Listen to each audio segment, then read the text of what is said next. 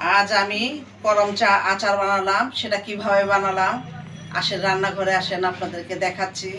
Hello viewers, it's autism মম। আজকের প্রোগ্রামে আপনাদের স্বাগতম। আমার ভিডিওটা লাইক দিবেন, সাবস্ক্রাইব করবেন।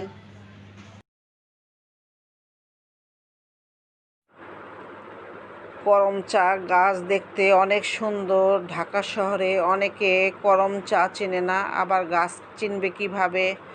আপুরা ভাইয়েরা, আপনারা এই গাছ দেখুন এবং উপভোগ করুন। করম চা কিন্তু খুবই টক। আমি কিভাবে বাছছি, উপরে বোটা আছে, এটা কিন্তু ফেলে দিতে হবে। ভালো করে কিন্তু আগেই ধুয়ে নিয়েছি। করম চার বিচি কিন্তু খুবই তিতা লাগে। এটা মাঝখান থেকে কেটে ফেলে দিবেন। তারপরে দেখতেই পাচ্ছেন কিভাবে মাঝখান থেকে কেটে দিচ্ছি চাকু দিয়ে, তারপর বিচিগুলো বের করছি। দেখে রাখুন, এইভাবেই কিন্তু করবেন। ছোট ছোট জিনিস করতে কিন্তু অনেক সময় লাগে। ধৈর্য সহকারে কাটবেন। আপনারা এমনিও লবণ দিয়ে খেতে পারেন, জলপের মতোই লাগবে, কিন্তু আচার বানালে খুবই মজা লাগে। চিনিটা যদি বেশি দেন তাহলে কিশমিশের মতোই লাগে। আমার কাছে তো লাগে। আপনাদের কেমন লাগবে আমি জানি না। বানিয়ে খান, খাওয়ার পরে কমেন্টস করে জানাবেন।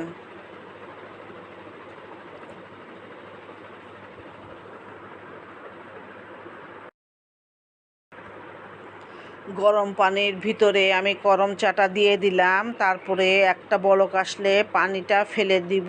ফেলে দিয়ে ঠান্ডা পানিতে ধুয়ে ফেলবো।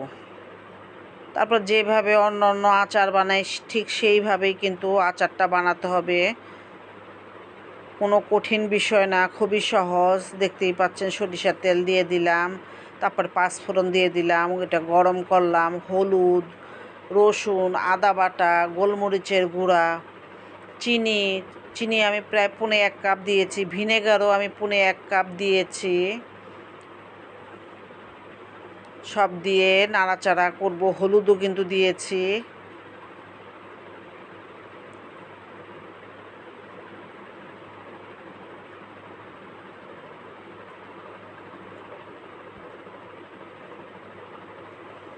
দেখতেই পাচ্ছেন কত অল্প সময়ে আচার হয়ে গেল। এটা কিন্তু ভিনেগার দিয়ে দিলাম আমি, চিনিও দিয়ে দিলাম।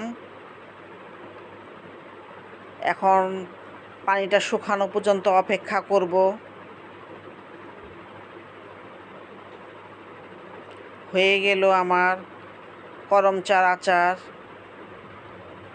ইচ্ছা করলে আপনারা বাইরেও রাখতে পারেন, ফ্রিজেও রাখতে পারেন। আমার জন্য আপনারা দোয়া করবেন, আমি যেন নতুন নতুন ভালো ভিডিও দিতে পারি। আমার সাথেই থাকুন।